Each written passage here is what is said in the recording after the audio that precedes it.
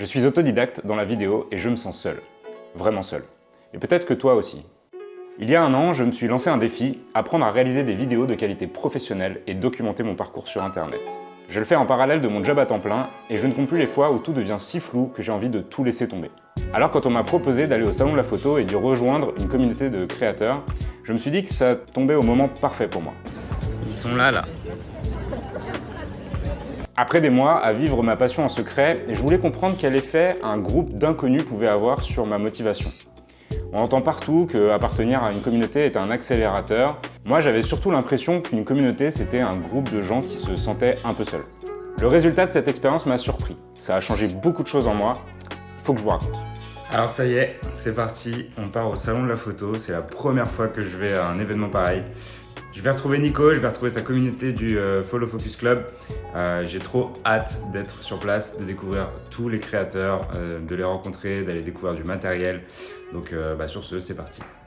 Si tu connais pas Nico, c'est un créateur de contenu et vidéaste. Il a créé une communauté de créateurs vraiment cool et dynamique qui s'appelle le Follow Focus Club.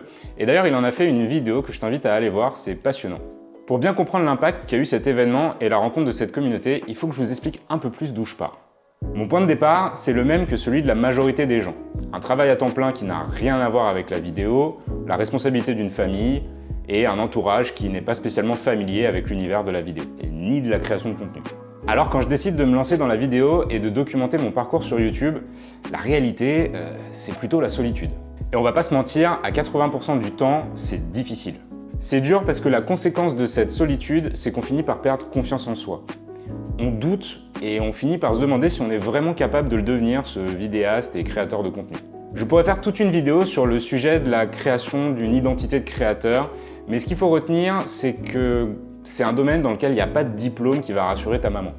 Il s'agit simplement de passer par 3 étapes, décider de créer du contenu, le publier et recommencer. Quand on met autant d'efforts dans des vidéos à destination de YouTube, la seule chose qu'on cherche vraiment au début, c'est des gens chez qui ce contenu y résonne.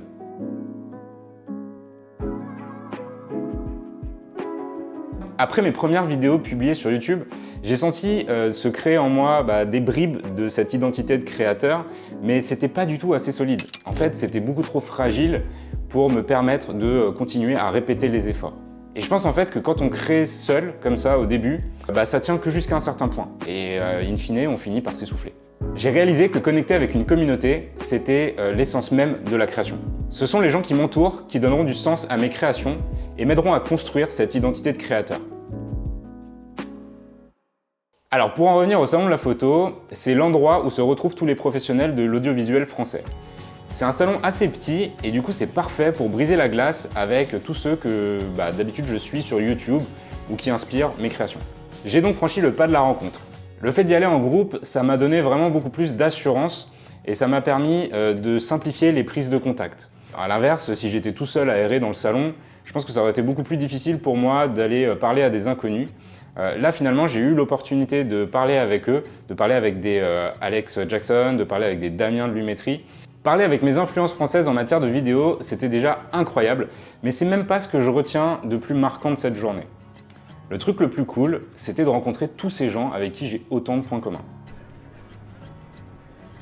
Alors oui, clairement, on a beaucoup parlé de matériel, de vidéo. Nico m'a prêté un objectif que j'ai pu tester sur le salon, ça m'a donné plein d'idées.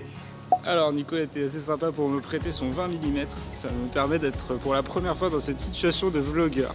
Donc ouais, clairement, partager une passion, ça facilite les sujets de discussion. Mais rencontrer une communauté à l'événement, ça a surtout permis d'avoir des moments de vie à côté de l'événement. Nico a sorti des conversation cards. Ça a permis de finalement se dévoiler, de partager des choses plus profondes et d'apprendre à se connaître au-delà de notre passion de la vidéo. Bon, et puis bien sûr, tout ça c'est fini dans un gros afterwork qui a fait émerger de belles idées et un gros défi dont je vais très vite vous parler sur cette chaîne. Ça a été un déclic énorme pour moi, donc abonne-toi pour suivre ça si c'est pas déjà fait. Finalement, dans tout ça, cet événement m'a fait revoir ma définition d'une communauté. Moi qui pensais qu'une communauté c'était surtout un ensemble de freelances qui utilisaient l'effet de groupe pour combler une certaine solitude, j'ai compris que ça allait bien au-delà.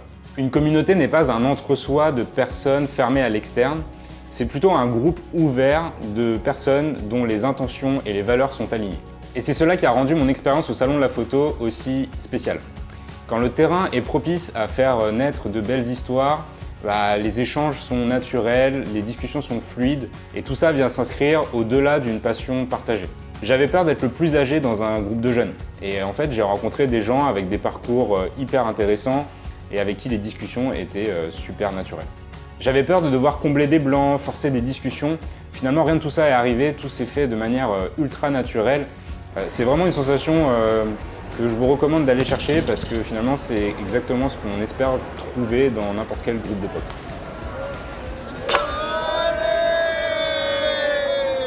Si je devais résumer les impacts concrets d'une seule journée avec cette communauté, je dirais que ça m'a permis de développer mon réseau, de trouver des nouvelles idées et de développer le sens de la redevabilité dans mes créations. Alors le réseau c'est évident, c'est ce qui vient tout de suite. Sur l'événement, j'ai rencontré toutes ces personnes que je ne connaissais pas avant et donc forcément c'est ultra enrichissant et ça fait naître plein d'idées.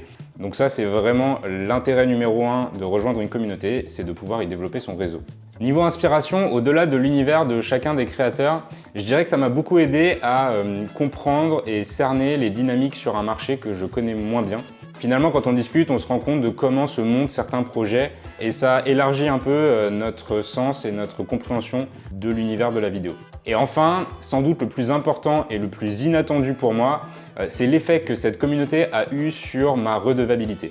Quand tu te présentes à des gens d'une communauté, ton identité principale, c'est celle que tu as au sein de cette communauté. Et moi qui suis salarié à temps plein et qui fait de la vidéo à côté, et là tout d'un coup, mon parcours de créateur de vidéos et vidéaste était devenu mon identité principale. J'ai été incité à parler de mes projets, de mes initiatives et tout ça m'a beaucoup aidé à gagner en assurance. Par exemple, j'ai parlé du lancement de ma newsletter Les Coulisses où je partage chaque dimanche les avancées et ce que j'apprends sur mon parcours de créateur de contenu. Je te mets un lien en description si jamais tu souhaites la rejoindre. Forcément, en faisant ça, les gens se sont inscrits et pour moi qui démarre ce projet, le faire en pouvant construire sur une audience de gens que je connais et que j'ai déjà rencontrés, qui est là pour mon parcours de vidéaste et de créateur de contenu, ça m'aide énormément. Je ne pouvais pas espérer mieux parce que ça me force à tenir mes engagements. Avec le recul, je crois que cet événement avec une communauté différente aurait pu avoir un résultat complètement différent. Chaque communauté va dégager quelque chose d'unique en fonction des gens qui la composent, des valeurs et des intentions qui la rassemblent. Trouver une communauté de gens avec qui je suis aligné sur tout ça a complètement changé ma manière de voir une communauté. Je me sens plus entouré dans mon parcours de filmmaker et de créateur de contenu. Si bien entouré que ça m'a donné des ambitions un peu folles pour 2024. Mais ça, j'en parlerai dans une prochaine vidéo, donc n'hésite pas à t'abonner à la chaîne si ce n'est pas déjà fait et à rejoindre les coulisses pour suivre toute la construction de ce projet. Allez, ciao les amis!